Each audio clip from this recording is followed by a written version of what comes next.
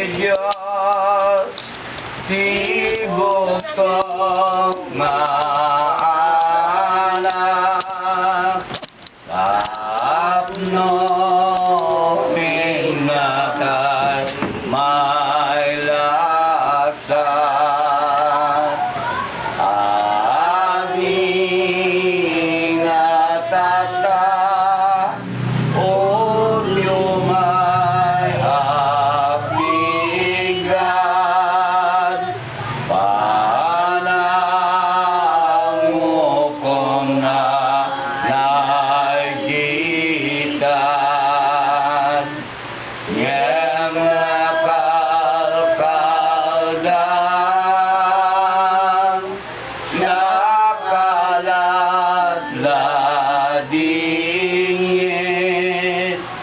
Ken kuala awanima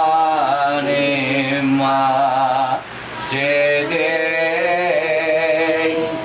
no diket dinosa iti grosin sabi pinari gadake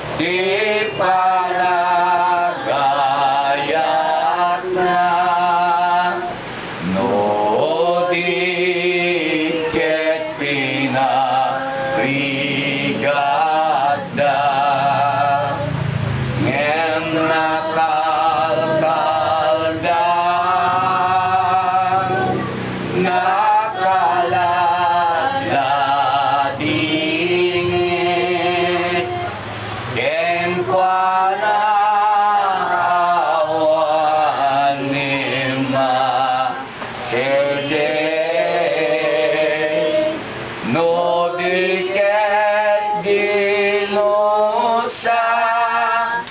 iti krosin sabi pinari gadaken linais ilati aldaw indaing babaklay prospa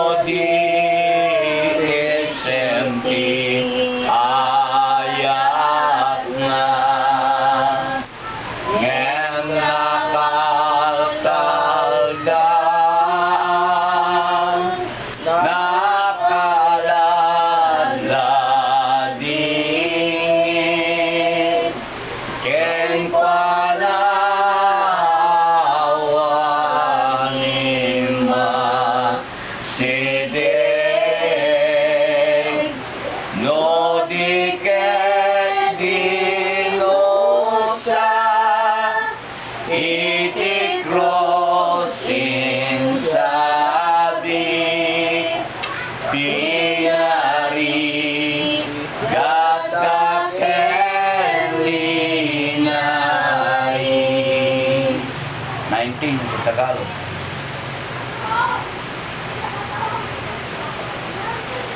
Kay Jesus tayo ay tumulan upang tayo'y maging marapat, batahin ang lahat ng hirap sa pagsunod sa Kanyang yapan. Tularan, si Jesus na nagpakababa sa Diyos, o Diyos, pasanin, yaong cross, upang maging dapat sa Diyos, nang siya'y manao sa lupa, ay nag-anyong taong mahaba, hinubad ang pagkadatinga, ay nayag na siya'y maba. Tularan, si Jesus na nagpakababa sa Diyos, o Diyos, pasanin, yaong cross, upang maging dapat sa Diyos. Sino mang lalapit sa Kanya ay dapat sumampalataya upang maging dapat sa Ama. Sa anak ay dapat gumaya. Tularan, si Jesus na nagpakababa sa Diyos, o Diyos, pasanin, yaong cross, upang maging dapat sa Diyos. Sa pangalan ng Amang Diyos at ng ating Panginoon Kristo, ang inyo pong kapatid sa Panginoon ay nagagalak at nagsasayang totoo upang kayo'y batiin, mga minamahal na magulang at kapatid, ng isang magandang hapon at naway kapayapaan ang naghahari sa ating lahat. Natakda ang hapong ito upang atin na naman pakasariwain ang 7 winika ng ating Panginoon Kristo nang siya'y nakapako sa krus. Na ito'y napakahalaga. Halaga dahil ang mga minamahal na kapatid, ang gustong ikahiwatig na magagandang aral na mapupulot sa 7 wikang ito. Na dito, tunay na pakaunawain natin at pulutin natin itong magagandang aral na siyang nagiging sandata natin, lalong-lalo na po upang ating mapagtagumpayan o pagkariin ang hikayat ng sanglibutan, ganon din ang pagsubok o pagtukso ng dyablo. Dahil mga minamahal na kapatid na mamarasan natin, ang mga bagay-bagay na iniwan ng ating Panginoon Kristo, tanda ang palapit na kanyang pagdating sa ikalawang pagparito niya upang tayo ay kanyang gagantimpalaan at ang mga nangasalaba tunay na hapunan. Gaano man po mga minamahal na kapatid na ginagawa natin lahat, ganun din ang ating Panginoong Diyos sa pamamagitan ng ating Panginoong Kristo na nagpapahinood napakaraming taon na gusto niyang magbalik loob. Ang karamihan na sa magkagay, wala nga makatulan o ika nga mahulog sa kamay ng Amang Diyos, kundi lang ay magagantimpalaan na pangakong buhay na walang hanggan at mananangan sa kanyang kariyan. Kapag tatanong ko mga minamahal na kapatid na sa hapong ito, lubutan na naman po, may nga po tawar na tamo. Napakainit, tatagpan. Itong init nawang ito ay hindi adlang at alintanin ng bawat sa atin, kundi ang alintanin natin magawa at maganap ang kalooban ng Ama. Dahil hapong ito, ang tingkahandaan at pagpapalaga na naman sa pagkakatipong ito upang sa magkagayon, mga minamahal na kapatid, ipakita natin lubos sa ating Panginoong Diyos sa pamamagitan ng ating Panginoong Kristo ang ating pagkalima at pagpapasakot sa kanila banal na kalooban. Bago natin tungayan ang mga pinagbigang ito, hinihiling kong tumayo tayo pag-alay ng isang awit at panalangin. Yes.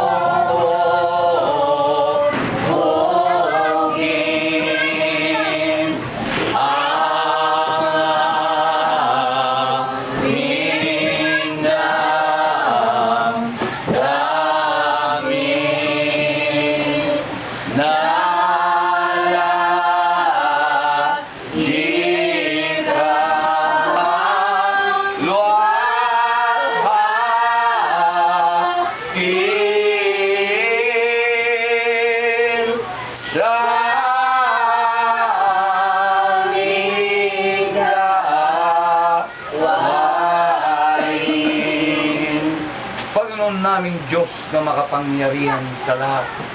Una po kami lumulwalhati sa iyong dakilang pangalan at lubos Amang Diyos na nagpapasalamat sa napakarami ng pagpapalang ipinagkakaloob mo sa bawat isa sa amin.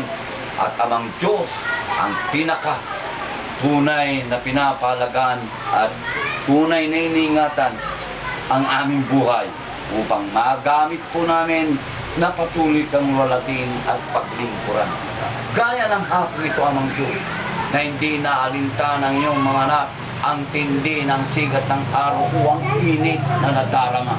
Kung ihahambing ito, Ama, ay hindi pa rin ika nga po may hahalintunad sa init na kung saan halos ihawin ng aming Panginoon Kristo ng siya'y nakabayubay sa krus sa bundok ng Golgota upang sa magkari Amang Diyos ang mga bagay na yun tanda ng pagkatubos ng aming mga kasalanan at ang pagpapatawad ito. Kaya't napakabangkam niyo Amang Diyos ang iyong pagtanggap sa amin pong pagpapasalamat na ito at minsan na naman amin na naman pong pakaunawaing lubos ang pitong winika ng aming Panginoong Kristo nang siya'y nakabayubay sa krus na tanging isang sandatang ipagkakaloob mo at lalo higit mahubog kami sa kabanalan at katotohanan. Kaya tama sa hapong ito, hiling po namin na isabog mo ang iyong pagpapala sa lahat ng iyong mga anak na nagkakatipon upang sa layong tunay na aming pong pag-aralan at pulutin ang magagandang aral sa pitong winika ng aming Panginoong Kristo nang sa magkagay amang Diyos, napakatibay at napakatatag ang aming sandata upang aming pong pagtagumpayan at pagarin sa pamamagitan ng aming pananampalataya. At bunga nito, Ama, kaligtasan para sa aming lahat. Nawa, Ama, sa aming pong pag-aaral at tunay na pagbubulay-bulay sa pitong wikang iyan. Lubusan po, Ama, nabuksan mo ang aming mga puso at isipan, alisin ang anumang mga balakid, lalong-lalo na po ang mga problemang gumugulo sa isip, puso at kaluluwa ng bawat sa amin, nang sa magkaging mga tuon, ang aral, diwa ng mga pitong salitang ito, uwinika ng aming Panginoong Kristo. At ang lahat ng ito ay aming iniling sa dakilang pangalan at karapatan ng aming Panginoong Kristo. Amen. 77, na minamahal. Tapos yung katuloy nun, likod ng 78, ha?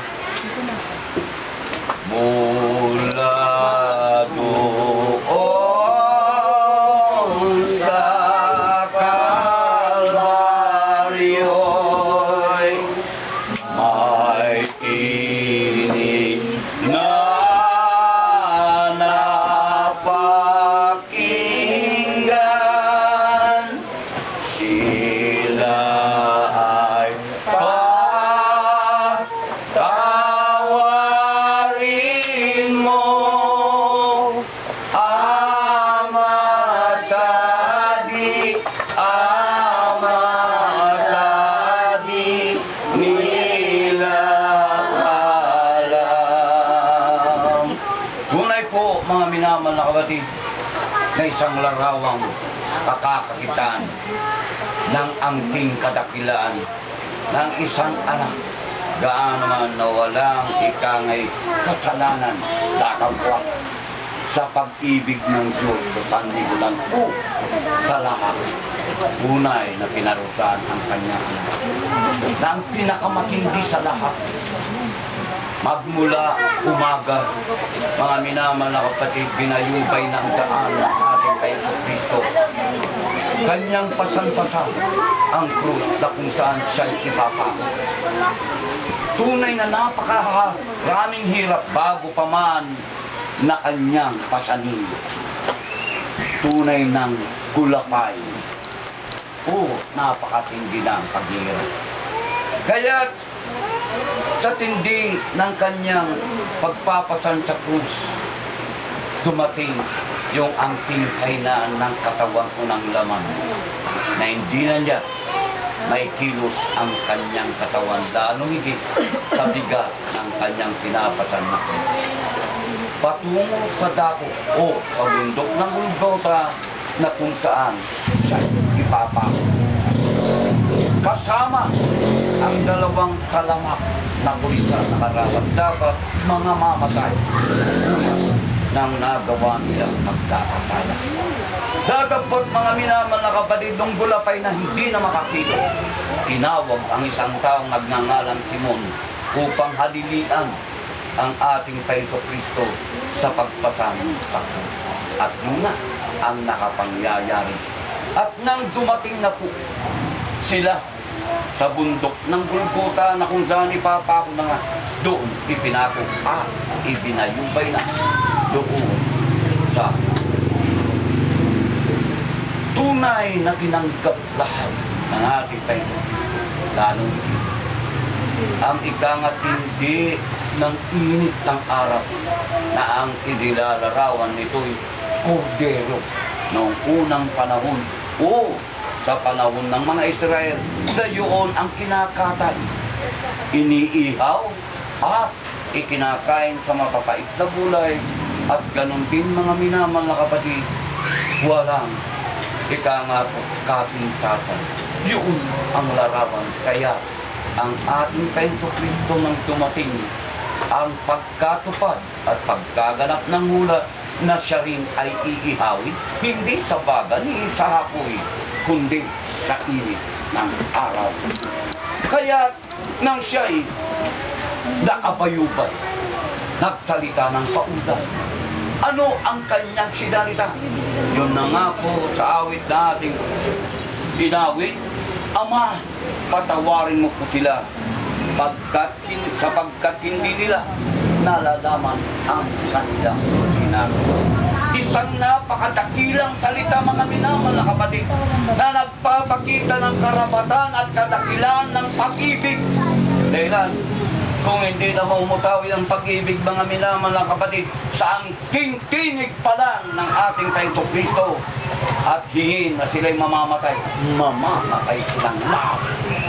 Dapat hindi nagtagumpay ang ganong bagay na masama, kundi bawang kabutihan, kabanalan at katotohanan ang namutawi sa isipan, puso at kaluluwa ng ating Panginoong Kristo nakapak sa krus. Kaya't mga minamahal, isang katangiang lubos na ito'y gustong ihalin tulad ng Panginoong Kristo ang bawat isa sa atin, dahilan siya po ang itinalaga ng Amang Diyos na ulo ng Iglesia at tayo ang sangkap nun. Magmula kagabi, yun na po ang pakikipagkaisa natin, lalong mapagtitibay na tayo'y gagantimpala ng Panginoon ng pangakong buhay na walang hanggan. Bakit kapatawaran, mga minamahal na kapatid, ang namutawi sa bibig ng ating Panginoong Kristo? Gayong pinahirapan siya ng gusto. Katotohanan lang sa tao dahil ang ating Panginoong Kristo sa panahong yun ay nakinlaman. Ramdam ang mga kilot, ramdam ang lahat ng bagay na kapaitan at tunay na ikangay kaasiman kung ialin tulad, mga minamahal na kapatid, ang mga bawat bagay na kanyang ginawa. Hari ng mga haring darating, datapwa, hindi man lang nga po pinakalagahan yung bagay ng ating katangian, bugtong nanak. Hindi na tayo nga po manggigilala dahil ang karamihan noon ay hindi nakikilala itong ating Panginoong Kristo. Bakit kapatawaran? Hindi po ba, mga minamahal na kapatid, pag ikaw nakikipag-away, ayaw mo masaktan, kundi ikaw ang makasaktan. Ano kapatawaran? Dito mo lang kakakapitan ng isang angking kadakilan ang isang tao. Nagkaan naman ang iyong gagawin, kapatawaran pa rin ang mamamutawi sa kanyang bibig. Sa papaanong paraan at ikangay bunga kung bakit namutawi ang kapatawaran sa ating Panginoong Kristo, gayong siya'y pinapahirapan na ng napakarami. Sa papanong paraan, wala nang kalaban-laban, gulapay na. Sa tindi ng hirap na pasakit ng napakaraming mga tao, wala na ang kalaban-laban, inulok pa sa kanyang tagiliran. Kaya kita nyo, kapatid, wala nang pagpapahalaga kung atin lang titignan ang ating kapanahunan sa ngayon. Paramihan, wala man sa banal na aklat ang salita, mas masahol pa tayo. Yan na ang nakikita, nagsasabi, sila'y sumasampalataya, sila'y gumagawa ng kalooban ng Ama. Ngunit, ang angking katangian ay hindi marapat. Bakit? Nagiging masahol pa sila sa hayop. Kaya dito, mga minamahal, bakit kapatawaran? Ano nga ba ang talagang layon kung bakit namutawi sa ating Panginoong Kristo ang kapatawaran? Dito po, sa Gawa ng mga Apostol, Kapitulo 2, talatang 37 hanggang 38. Ito, mga minamahal na kapatid, nang marinig nga nila ito ay nangasaktan ang kanilang puso at sinabi kay Pedro at sa ibang mga apostol, mga kapatid, anong gagawin namin? At sinabi sa kanila ni Pedro, mangagsisi kayo at mangagbautismo ang bawat isa sa inyo sa pangalan ni Kristo sa ikapagpapatawad ng inyong mga kasalanan at tatanggapin ninyo ang kaloob ng Espiritu Santo. Naging susi, kapatid, daan upang ang taong walang angking pagtanggap ng banal na Espiritu at ganun din na mapatawad ang kanilang kasalanan. Ito ngayon ang naging bunsod. Ngayong kapatawarang hiniling ng Panginoon na kahit mamatay siya, 100 utusin upang mangabuksan na tayong makasalanan ay mapapatawad ang ating kasalanan. At doon tatahan ang banal na Espiritu ng Ama. Kaya mga minamahal na kapatid, kung ang isang tao at hindi pa nagsisisi at nagbabalik loob upang lalatin ang Amang Diyos, ganun din ang ating Panginoon Kristo. Tunay nga po na hindi siya o hindi nagpahalaga sa pagkakabubo at pagkamatay ng ating Panginoon Kristo. Kaya't napakapalad natin, mga minamahal na kapatid, magmula pa kagabi, kakakagitan na napakaraming tao dito sa sanglibutan, napakaraming pananampalataya. Datapwat, anong nakita nyo sa napakarami? Iba't ibang aral na hindi aral dahilan. Yan nga po ang sinabi ng ating Panginoon Kristo gaya ng ating pagtanggap ng kanyang katawan, ulaman, tinapay na walang libadura. Ang libadura, kapatid, ay patungkol sa tinapay. Datapwat, pinag-iingat tayo ng ating Panginoon at lubusan na ating siya sa atin ang mga libadurang yan dahil mga aral ng mga grupo ng mga tao ng unang panahon, mapaparisiyo, mapasadusyo, na hindi aral ng Panginoon. Kakakakitaan mo, kapatid, isang bagay na napakasimple. Mamamatay na lang ang ating Panginoon Kristo datapwat. Kapatawaran pa rin ang kanyang ipinagkaloob sa mga nagpahirap sa kanya. Ngayon, mga minamahal na kapatid, gaya ng nangyari sa atin nang tayo tawagin at nagpabautismo, kung tinatanggap po natin ang pagsisisi, ano ang dapat ugaliin? Dahil sa tagbayan ng Diyos, pagpasok na pa lang, merong nararapat na ugaliin. Sa tambayan ng Diyos at siyang iglesia ng Diyos kay Kristo. Kaya nga po, sabi ng mga tao sa ating kapanahonan, mga tanga, lit-liit, patatalo ka dyan. Datapwat hindi yaon ang sinasabi ng ating Panginoong Kristo. Dahil ang mga minamahal na kapatid, meron bang naging kasaysayan sa banal na kasulatan na kung gaano ang ating Panginoong Kristo ang lahat ng nagpahirap sa Kanya o ikangay sinaktan siya, kapatawaran? Meron din bang naging lingkod ng ating Panginoon na ganun din ang naging panuntunan? Narito po sa mga gawa ng mga apostol, Kapitulo 7, talatang 58 hanggang 60, ganito po ang patunay ng banal na kasulatan. At siya'y kanilang itinapon sa labas ng bayan at binato at inilagay ang mga saksi ng kanilang mga damit sa mga paanan ng isang binata na nagngangalang Saulo, at kanilang pinagbatuhanan si Esteban na tumatawag sa Panginoon at nagsasabi, Panginoong Hesus, tanggapin mo ang aking espiritu. At siya'y naniklod at sumigaw ng malakas na tinig, Panginoon, huwag mong iparatang sa kanilang kasalanan ito. At pagkasabi niya nito, ay nakatulog na siya o namatay. Isang matuwid, isang tapat na lingkod ng ating Panginoon Kristo nang sa panahong yun ay nangangaral na wari bagay ipinapatunay niya ang mga salita ng Ama. Lalong yetag siya'y tumingala, nakita niya ang korderong nakatayo at ganun din nangabuksan ng mga langit, nakita niya ang nakaupo sa luklukan at ganun din ang ating Panginoong Kristo na korderong nakatayo sa kanang bahagi ng ating Amang Diyos na nakaupo sa luklukan. At ang kanyang mga sinabi, ang mga bagay na ito, tunay mga minamahal na kapatid, na ang mga nakarinig ay wari bagay, napakatindi ang daladalang pagkadinig sa kanilang mga tainga at kanilang ito'y tinakpan. At doon na nga po ang nakapangyari, itinapon si Esteban sa labas at pinagbatuhanan hanggang sa ito'y matulog umamatay. Datapot mga minamahal na kapatid, Bago malagutan ng hininga si Esteban, ano ang namutawi rin sa kanyang bibig?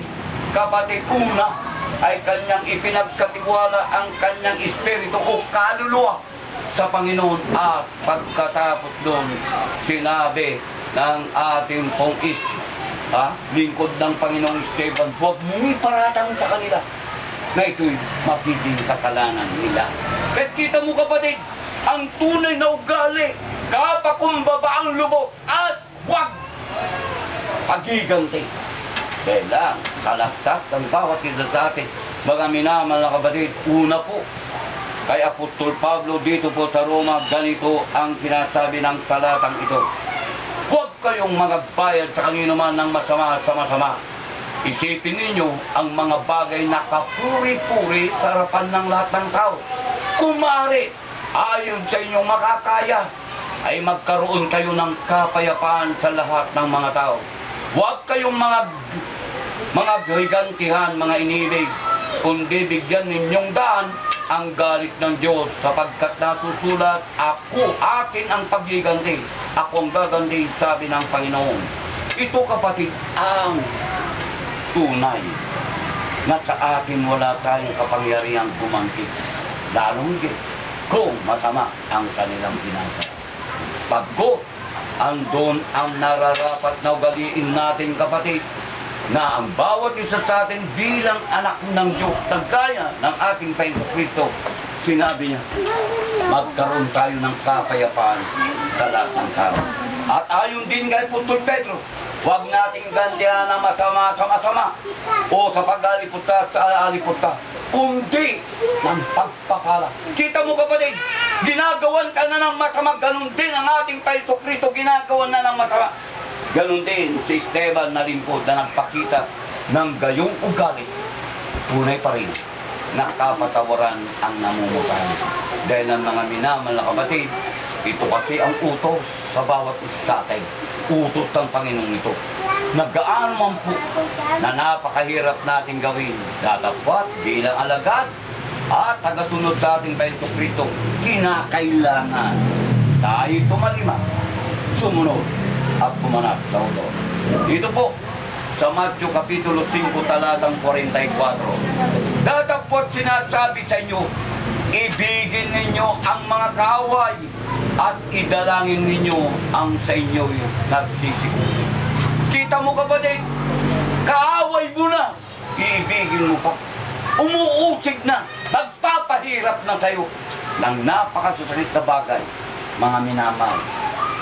Ano pa ang idalangin pa? Kita mo, kung hindi mo magagawa ito, kapatid, hindi ka anak ng Diyos. Dahil ang sabi nga ng Panginoon, mismo ang ating Panginoon ipinag-uutos sa bawat kaso. Pag tayo'y sinampal na kahit may kasalanan ka, wala kang kasalanan, sinampal ang kanang pisngibo, kapatid, ay ipagkalubo pa ang kaliwa pisngibo. Ganon din pag ginablot ang tunika mo, ibigay mo pa ang lahat ng iyong mga kagitan. Ganon din, mga minamahal, pag niyakag ka na maglalakad ng 5 kilometro, gawin mo 10 milya. Kita mo, kapatid, para nang sa lalo kang mga lubo. Ganyan ang ibig ipahiwatig, mga minamahal na kapatid, ng angking katangian ng bawat isa. Na kung may ganitong katangian, meron pa bang kabuluhan, mga minamahal? Wala. Kaya hindi po lahat nakapangyayari.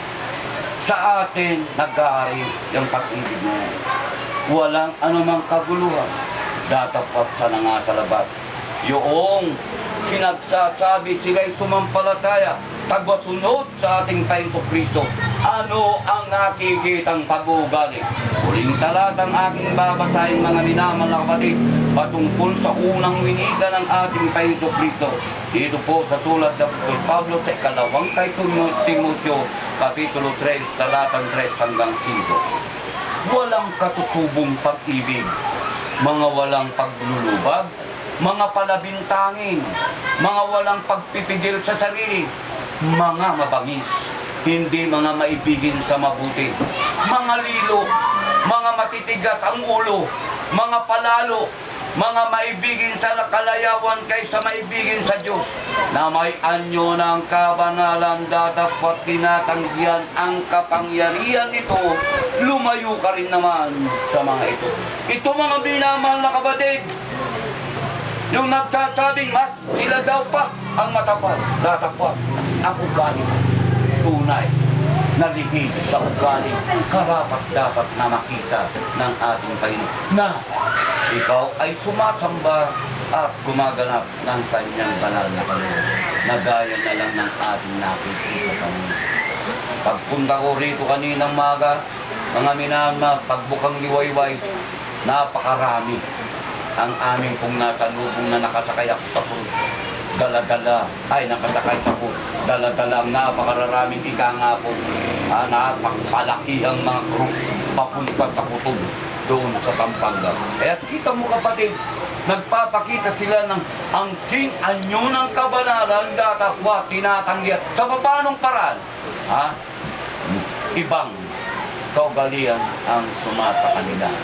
Kaya mga minamahal na kapatid, dito pa ating napagtatangkot na papatunayan, kaibang-kaiba ang ating pag-ugali kaysa pag-ugali nila. Dahil ang anak ng Diyos, tunay na pag-ibig. Dahil ang mga pag-ibig.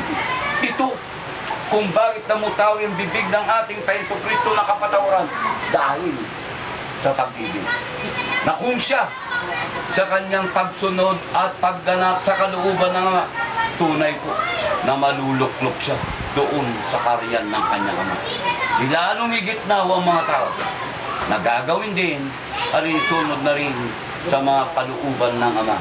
Hindi natin kapatid maihahalon tulad yung nangyari sa ating Panginoong Kristo at yung pangyayari natin sa pagsampalataya sa ating Panginoong Kristo. Bakit kasi?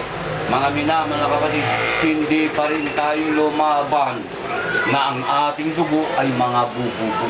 Siya, lumaban siya hanggang sa mabubu ang kanyang dugo upang ang bawat isa sa atin ay matubo, malinisan at mapatawad ang ating kasalanan. Yan po, mga minamahal na kapatid, ang diwa ng unang winika ng ating Panginoong Kristo na nagsasabi, Ama, patawarin mo po sila sapagkat hindi nila alam ang kanilang ginagawa. Ganito ang tugon niya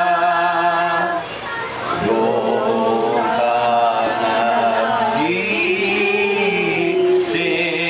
sa larin sa paraiso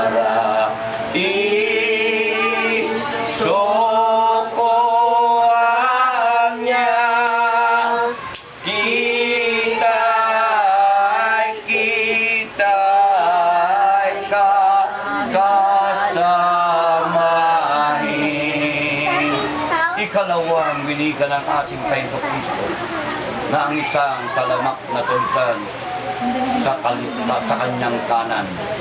Mga minamahal na kapatid, ay nagsabi sa ating Panginoong Kristo, Panginoon, alalahanin mo pagdating mo sa paraiso.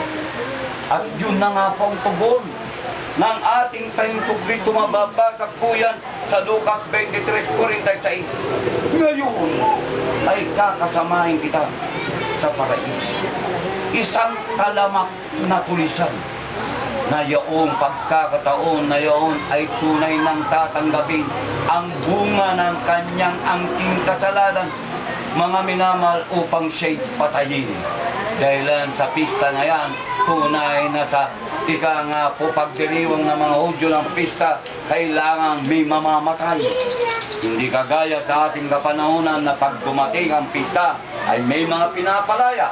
Datapwat na unang pagpapalaya ng sarapan ng napakaraming tao, ay pinagpili ang mga tao noon sa ating Panginoong Kristo na alam ni Pilato wala siyang nakikinitang at nauunawa ang pagkakasala datapwat ikangay dinudulog sa kanyang ikanga po pagdesisyon at isang talamak na tulisan na si Barabas.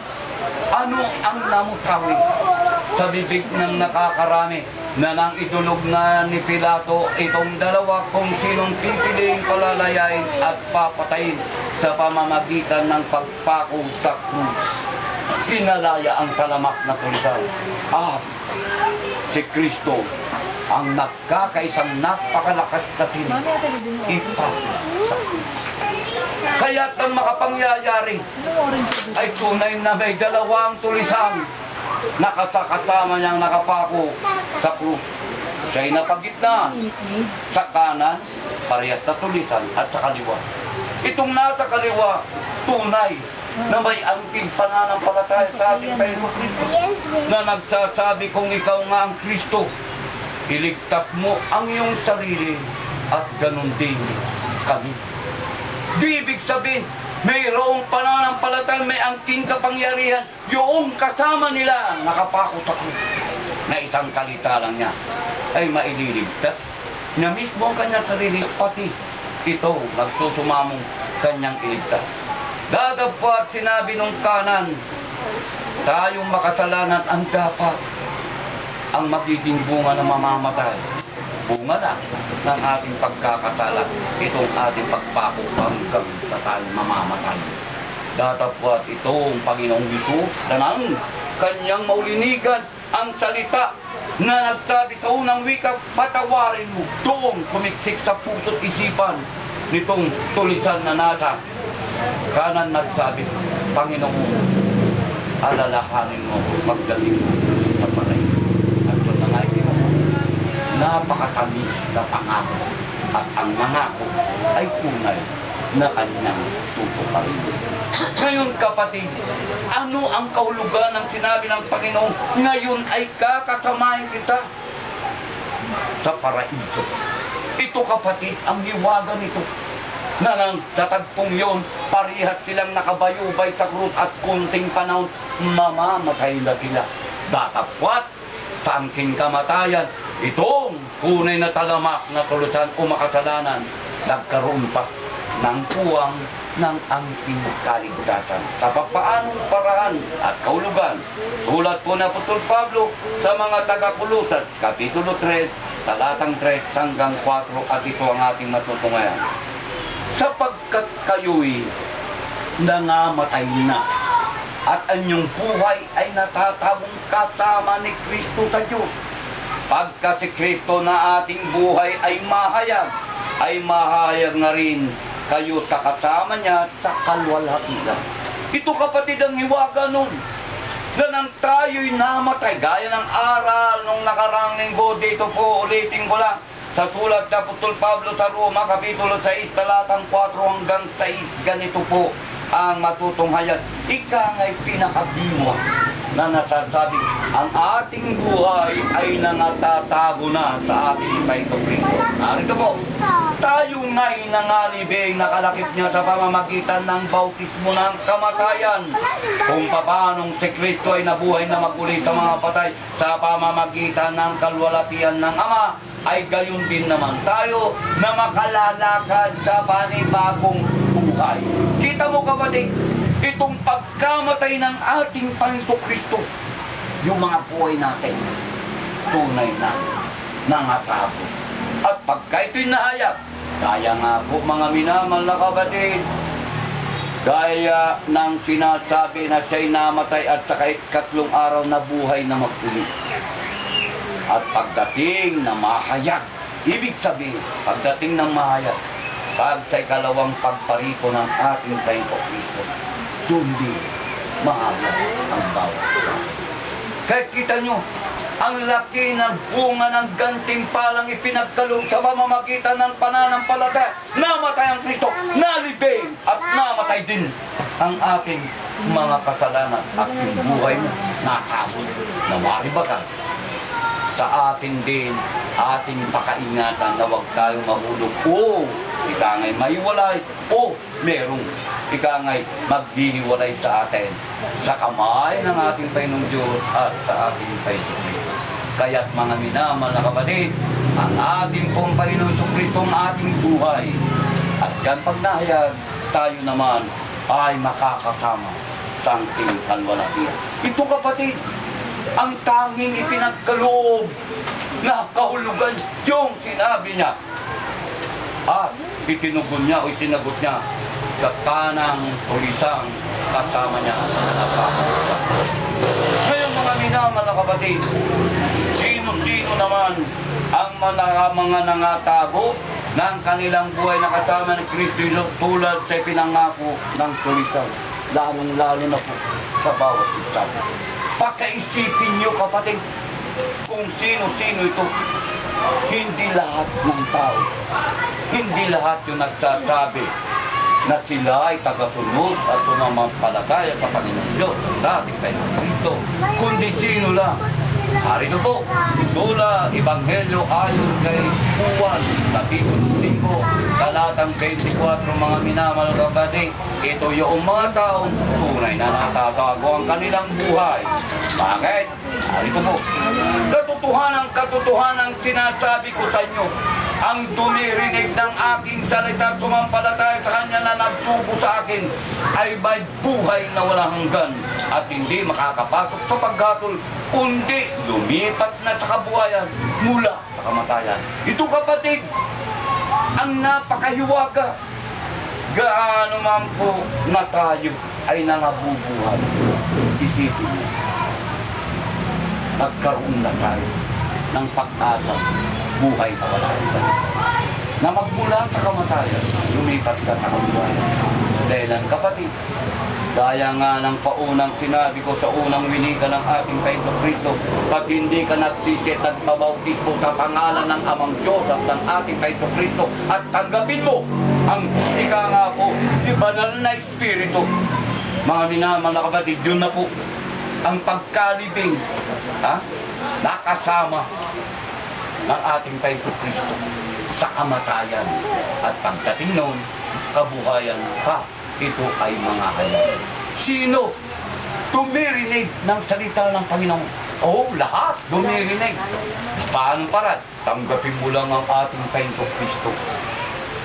Mga minamahal na kapatid, ligtas ka na.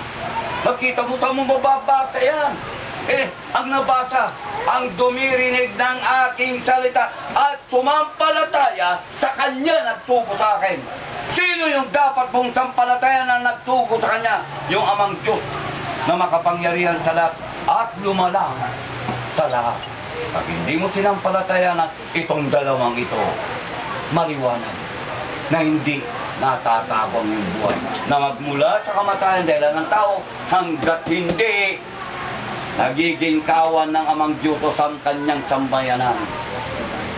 Kahit nakagagalaw, kahit buhay, patay yan. Napakasakit kapatid. Dapat katotohanan. Kaya nga, tanong sabi, magmula sa kamatayan, lumipat sa kabuhay. O yung kabuhayan yun, magpawalang hanggang buhay. O eternal na.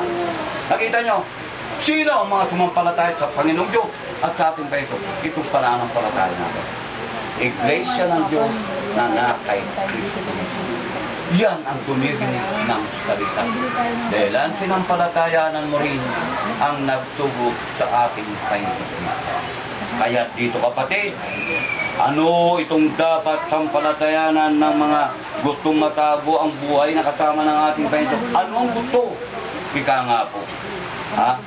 Sampalataya ng gustong matago ang kanyang buhay sa ating Panginoon Kristo. Ito mga minamahal. Dito po sa sulat ng Apostol Pablo sa mga taga-Roma, kapitulo 15, talatang 4.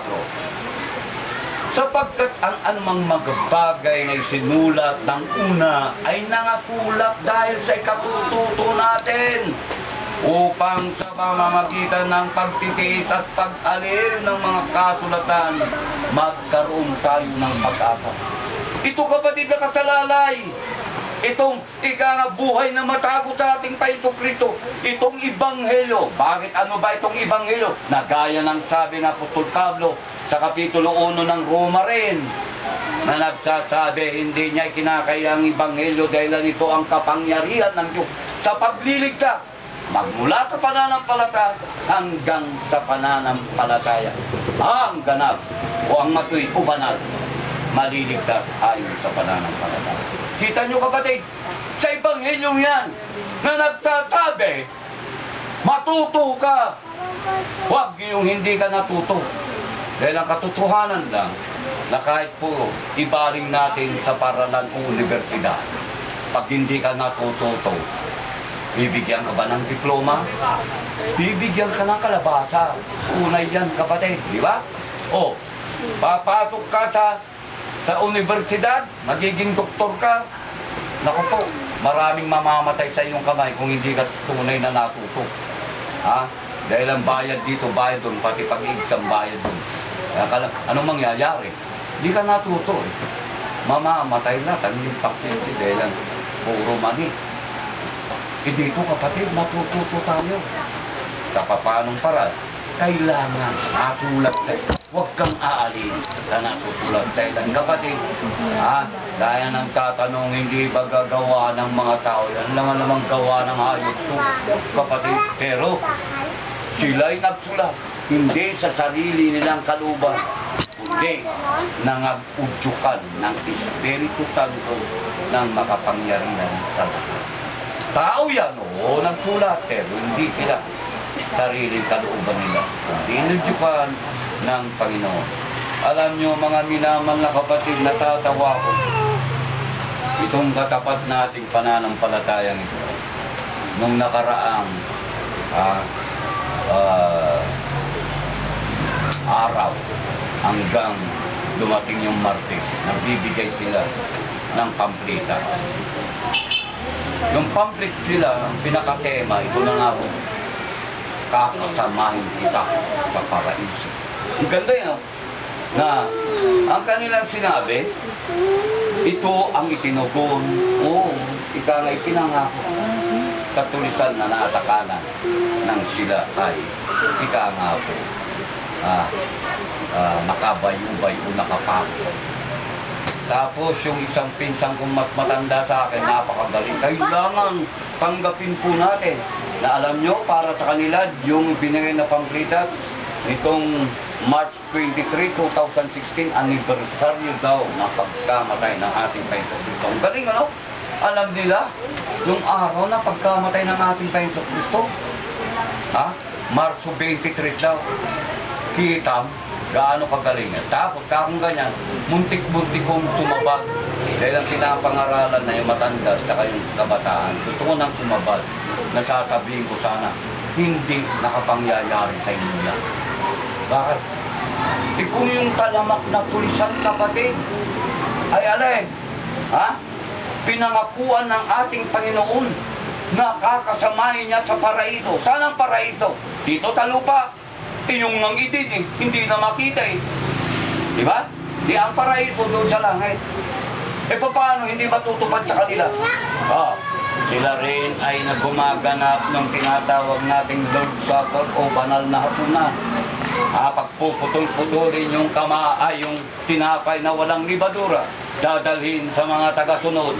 Kapatid, kumuha ka ng tinapay na tunay na katawan ng ating Kristo upang ito'y pakikipagkaisa. At pag-alala sa kanya, ay kapatid, hindi ako karapat-dapat, tagalupa ako. Sasabihin mo, tunay, Diyos ko naman. Diba? Hindi daw siya karapat-dapat, tagalupa daw. Yung talamak na tulitan sa paraiso. Ikaw dito sa lupa, para bagang niluluko lang mo lang sarili mo. Tapos ito na ng saro ng pagpapala. Inumin ninyo bilang pag-alala sa akin at pakikipagkaisa sa dugo. Dugo na napakalaga. Nabubo para sa kapapatawad. Hindi ako parapat dapat. Tinatanggihan mo. Diyos ko, paano tagasunod ka ng ating Kristo? Paano dumirinig ka sa kanyang salita? Utos yan! Tapos tatanggihan mo, ba't ka pa mananampalataya? Kung tatanggapin mo, tapos dito ka, hahatulan ka, Diyos ko naman. E paano sa kanila, kapatid? Ha? Kung mangingisda sila, mangingisda pa rin. Ay, hindi na natapos. Wala nang retirement sa kanila. Wala nang kapangahingaan, mamamatay sila. Ha? Dilat ang mata. Kung farmers sila, farmers pa rin. Kung ika nga po, ibang katayuan, ganun pa rin. Ganyan ba pala ng palataya, kapatid? Huwag na lang. Ha? Kaya nga nagpahirap ng ating paipukrito para nang sa magkagay eh. Ha? Magiging magalak at maligaya ka na rin. Wala nang kahirapan, wala nang kamatay. Mamamatay silang dila. Bakit? Eh, mangingisda pa rin. Mangingisda sa West Philippine Sea. Babangkain sila nung Coast Guard na. Chinese. Ano ba klase nung aral na ito, no? Ha? Kapatid, sabi ng Panginoon, kakasamahin kita sa paraiso, sabi niya, pinangako sa tulisan, tapos ikaw hindi ka tulisan, ginagawa mong kalooban, hindi. Huwag ka nang manampalataya, sayang lang ang oras. Kaya't mga minamahal na kapatid, ang kapangyarihan ng Diyos sa pagliligtas, natutulat. Itong natutulat na ito, matuto ka. Dahil pag hindi ka natuto, sabi ko nga, kalabasa, hindi diploma. Maliwanag yan, kapatid. Natulat dyan, matuto ka dyan. Kung hindi ka matututo, ka na lang, manampalataya. Bakit kasi? Uling talata ang aking babasahin. Dito po sa sulat ni Apostol Pablo, talatang kapitulo, ikalawang kay Timoteo kapitulo 3, talatang